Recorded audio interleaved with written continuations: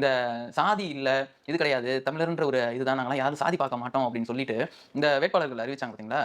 அதுல ஒருத்தர் இருப்பார்ல, யூடியூபர் இருப்பார்ல, பட்டியலிட்டு எந்தெந்த சாதிக்கெல்லாம் நாங்க இது பண்ணியிருக்கோம்னு சொல்லி பட்டியலிட்டு அவரே எக்ஸ்போஸ் பண்ணி விட்டாரு நாம் தமிழர் கட்சிய. இன்னைக்கு நாம் தமிழர் கட்சி என்ன பண்றதுன்னு தெரியாம முழிச்சுக்கிட்டு இருக்கு. ஆனா என்னன்னு கேட்டீங்கன்னா, இந்த சாதியில இருக்கவங்க எனக்கு ஓட்டே போடாதீங்க. நீ சாதிய பார்த்து தான் ஓட்டு போட்டீங்கன்னா எனக்கு ஓட்டே போடாத அப்டின்னுவாரு. வேட்பாளர்னு பாட்டிக்கலாமா? அது நிப்பாட்டலாம். ஆனா இன்னொரு பக்கம் வந்து பாத்தீங்கன்னா, ஏன் சாதிக்காரனே எனக்கு வந்து ஓட்டு போட மாட்டான்னு சொல்லி நாடார் காமராஜர் அவருடைய பிறந்த நாள் விழான்னு நினைக்கிறேன். ஏதோ ஒரு தடவ போய் பேசிட்டு, ஏன் சாதிக்காரனே எனக்கு வந்து ஓட்டு போட மாட்டீங்களா அப்படின்னு சொல்லி அதையும் ஒரு பக்கம் மென்ஷன் பண்றாரு. இன்னொரு பக்கம் சாதி பார்த்து ஓட்டு போடுறா ஓட்டு எனக்கு தீட்டு அப்படின்றாரு. நாம் தமிழர் கட்சி தான் கொள்கை கோட்பாடு உள்ள கட்சி.